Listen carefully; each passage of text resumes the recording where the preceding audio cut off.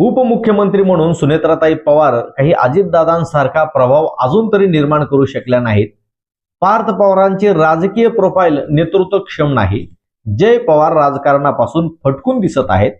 सुप्रिया सुळेंचा अंगभूत स्वभाव हा अजितदादांसारखा एक घाव दोन तुकडे असा नाही. दादांसारखा रांगडा आणि गरजेनुसार रगील व्यक्ती पवार कुटुंबात कोण असू शकतो तर तो म्हणजे आमदार रोहित पवार.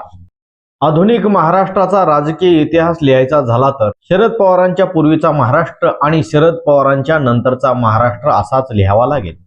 सत्तेत असो किंवा सत्तेच्या बाहेर महाराष्ट्राच्या राजकीय पटलावर पवारांची पॉवर कधीच कमी झालेली नाही हे आपण अनुभवलेले आहे. अगदी अलीकडचंच उदाहरण घ्यायचं झालं तर महिनाभर जंतर मंतरवर अभिजित दिपके आणि विद्यार्थी आंदोलन करीत होते. मुख्य मागणी होती की नीट पेपर फुटी प्रकरणी नैतिक जबाबदारी म्हणून धर्मेंद्र प्रधानांनी राजीनामा द्यावा. महिना उलटून गेला तरी सरकार काही या आंदोलनाची दखल घेत नव्हते. आंदोलनस्थळी ज्येष्ठ नेते शरद पवार यांची एंट्री झाली. अभिजित दिपके यांना भेटून पवार साहेब त्याच दिवशी पंतप्रधान नरेंद्र मोदींच्या भेटीला गेले आणि चक्क नरेंद्र मोदींनी पवार साहेबांच्या हाताला धरून स्वागत केले. पुढे काय घडामोड घडली? धर्मेंद्र प्रधानांनी राजीनामा दिला. याबद्दल अनेकांची वेगवेगळी मतांतरे असू शकतात, पण पवार उठले, पवार बसले, पवार चालले, त्यांच्या भेटीला यांच्या भेटीला. पवारांच्या प्रत्येक हालचालींच्या हेडलाईन्स होता. पवार या आडनावाचा ब्रँड व्हॅल्यू जपत पवारांच्या प्रभावशाली पॉवरचा वारसदार म्हणून अजितदादांनी कार्य केलेच. पण दादांच्या नंतर कोण? रोहित पवार अजितदादा पवारांची स्पेस घेत आहेत का हा प्रश्न आहे. तर मग उत्तर काय? महाराष्ट्राच्या राजकारणात सध्या एक चर्चा सातत्यानं रंगताना दिसते. विरोधी राजकारणातील आक्रमक चेहरा म्हणून रोहित पवार पुढे येत आहेत का?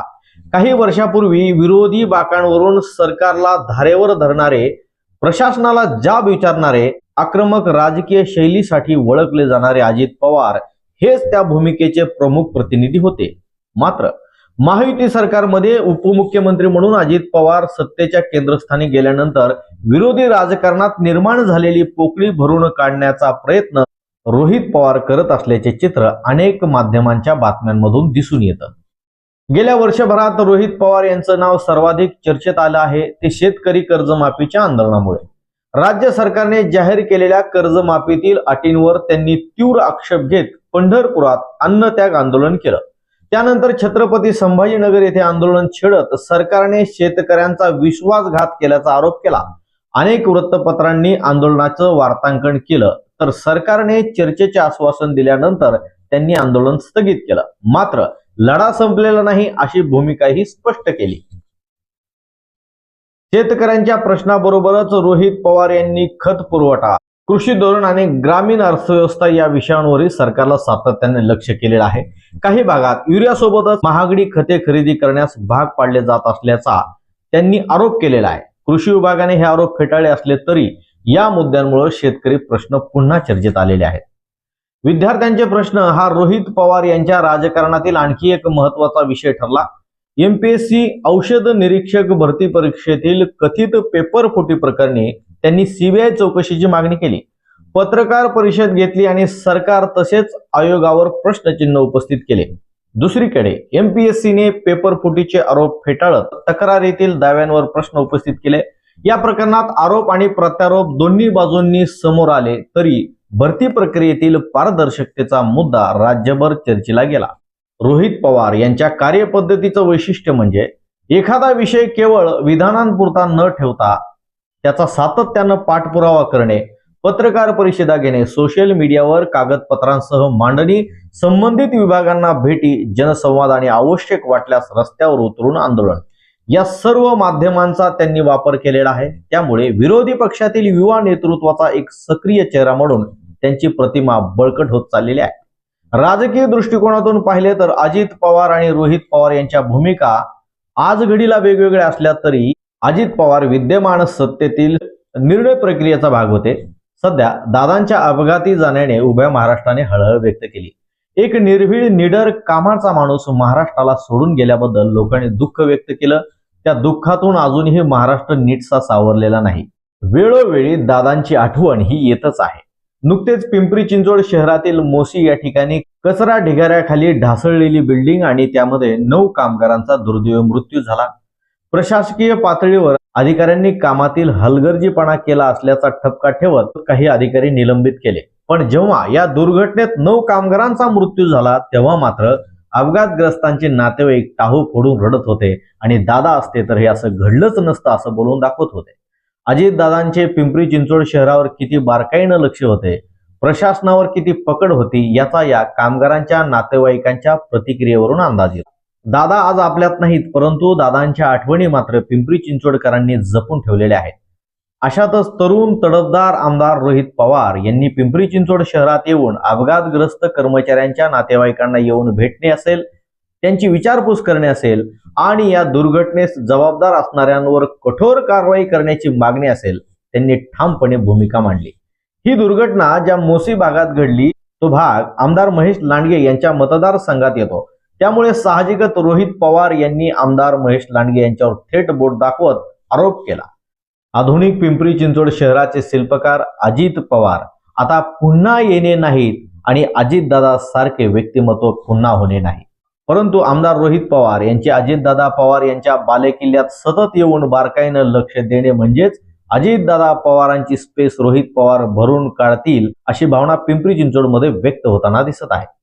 बरं, हे केवळ पिंपरी चिंचवड पुरतच मर्यादित आहे का? तर नाही. अजितदादा नंतर सुनेत्रा पवार या महाराष्ट्राच्या उपमुख्यमंत्री म्हणून सत्तेत कार्य करीत आहेत, तर रोहित पवार विरोधी पक्षातील आक्रमक आवाज म्हणून स्वतःची ओळख निर्माण करण्याचा प्रयत्न करीत आहेत.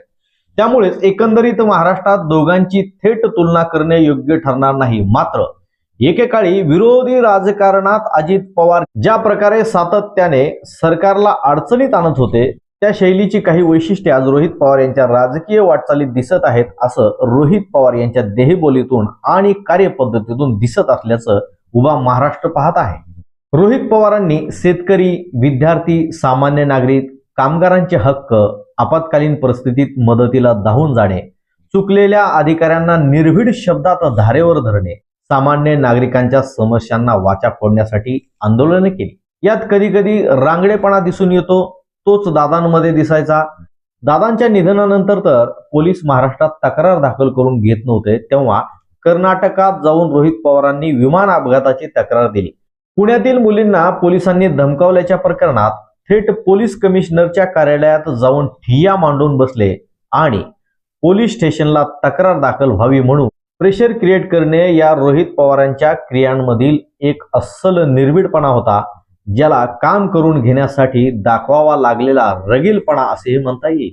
नागरी समस्या शासन आणि प्रशासनाच्या निदर्शनास आणून देण्यासाठी रोहित पवारांची रस्त्यावरील आंदोलने तर आपण पाहिलेलीच आहेत. तथापि केवळ आंदोलने म्हणजे नेतृत्व नव्हे. आंदोलनातून धोरणात्मक बदल घडवून आणणे, जनाधार वाढवणे, संघटना विस्तार करणे आणि निवडणुकांमध्ये त्याचे रूपांतर करणे या पुढील कसोट्या अधिक कठीण आहेत. त्या कसोट्यांवर रोहित पवार कितपत यशस्वी ठरतात यावरच ते महाराष्ट्राच्या राजकारणात दीर्घकालीन प्रभाव निर्माण करू शकतील का नाही ते ठरेल. राज्यात आणि केंद्रात भारतीय जनता पार्टीचे सरकार आहे. दोन्हीकडे काँग्रेस हा विरोधी पक्ष म्हणून बलाढ्य बहुमताच्या सत्तेसमोर उभा आहे. परंतु विरोधी पक्षनेता म्हणून राहुल गांधींचा विरोध मोडून काढण्यात सत्ताधारी वेळोवेळी यशस्वी ठरत असताना दिसलेले आहे. अक्षरशः राहुल गांधींची सरकारने पोलिसांकडून उचलबांगडी करून ताब्यात घेतल्याचे दर्शन उभ्या देशाला घडले. इथेही विरोधी म्हणून काँग्रेसने सत्ताधाऱ्यांवर केलेले प्रहार काही सत्ताधाऱ्यांवर थेट वार करू शकलेले नाहीत. महाराष्ट्राचा विचार करता काँग्रेस भाजपला कमी आणि सत्तेतील राष्ट्रवादीलाच जास्त टार्गेट करतय की काय असं चित्र गुंगी गुडिया या विधानावरून दिसून आलं. सुनेत्रा पवार यांना विरोधक असलेल्या काँग्रेसने गुंगी गुडिया असा शब्द प्रयोग केल्यानंतर रोहित पवारांनी सावध पवित्रा घेत प्रतिक्रिया दिली की गुंगी गुडिया तर इंदिरा गांधींना देखील विरोधकांनी संबोधले होते असा दाखला दिला आणि महाविकास आघाडी म्हणून जरी महाराष्ट्रात विरोधी पक्ष म्हणून एकत्र असलो तरी सहकारी काँग्रेसच्या क्रियेवर प्रतिक्रिया म्हणून रोहित पवारांनी चालीतून जोडा मारला असल्याचे बोलले जात आहे. त्यामुळे पवार कुटुंबियावर कुणी जरी वार केला तर ते खपून घेतले जाणार नाही अशा भूमिकेचं दर्शन रोहित पवारांच्या वर्तमान राजकीय प्रॅक्टिसमधून दिसून येत आहे. उपमुख्यमंत्री म्हणून सुनेत्राताई पवार काही अजितदादांसारखा प्रभाव अजून तरी निर्माण करू शकल्या नाहीत. पार्थ पवारांची राजकीय प्रोफाईल नेतृत्वक्षम नाही. जय पवार राजकारणापासून फटकून दिसत आहेत. सुप्रिया सुळेंचा अंगभूत स्वभाव हा अजितदादांसारखा एक घाव दोन तुकडे असा नाही. दादांसारखा रांगडा आणि गरजेनुसार रगील व्यक्ती पवार कुटुंबात कोण असू शकतो, तर तो म्हणजे आमदार रोहित पवार. सध्या महाराष्ट्रात तर शिवसेना आणि राष्ट्रवादी असे दोनाचे वेगवेगळे चार उंबरे झाले. महाराष्ट्र काँग्रेसचं नेतृत्व सत्ताधाऱ्यांना पॉवरफुल विरोधक वाटत नाही. भाजप काही काँग्रेसची दखल घेत नाही आणि अशातच रोहित पवारांनी केलेल्या आंदोलनात स्वतः सरकारने पुढे येऊन केलेले डायलॉग्स यामुळं विरोधी नेत्याची पोकळी भरून काढण्यात आमदार रोहित पवार एक एक स्टेप पुढे सरकत असल्याचं चित्र दिसत आहे. दादांच्या विमान अपघाती निधनानंतर काय कारणांमुळे आणि कोणकोणत्या घटनांमुळे हा अपघात झाला असू शकतो त्याची कारणमीमांसा करण्यासाठी रोहित पवारांनी प्रसार माध्यमांसमोर दाखवलेलं पॉवर पॉइंट प्रेझेंटेशन महाराष्ट्रानं पाहिलेलं आहे, देशानं पाहिलेलं आहे. आजच्या घडीला एवढं मात्र निश्चित म्हणता येईल की गेल्या वर्षभरात शेतकरी, विद्यार्थी, भरती प्रक्रिया, कृषी प्रश्न आणि सत्ताधाऱ्यांवरील टीका या मुद्द्यांवर सातत्यानं भूमिका घेत रोहित पवार यांनी विरोधी राजकारणात स्वतःसाठी एक ठळक जागा निर्माण केलेली आहे. त्यामुळे रोहित पवार अजितदादा पवारांची स्पेस घेत आहेत. हा निष्कर्ष नसला तरी महाराष्ट्राच्या राजकीय वर्तुळात गंभीरपणे चर्चेला जाणारा प्रश्न नक्कीच ठरत आहे. याबाबतही राजकीय विश्लेषकांची वेगवेगळी मते असू शकतात. राजकारणात स्थळ, काळ, वेळ आणि परिस्थितीनुसार काहीही घडू शकतं. जय पवार, पार्थ पवार की रोहित पवार, अजितदादा पवारांची स्पेस कोण भरून काढेल हे येणारा काळच ठरवेल. तुम्हाला काय वाटतं ते कमेंट करून कळवा. राजकारणातील विविध घडामोडी जाणून घेण्यासाठी सबस्क्राईब करा सांगावा. पाहत रहा सांगावा.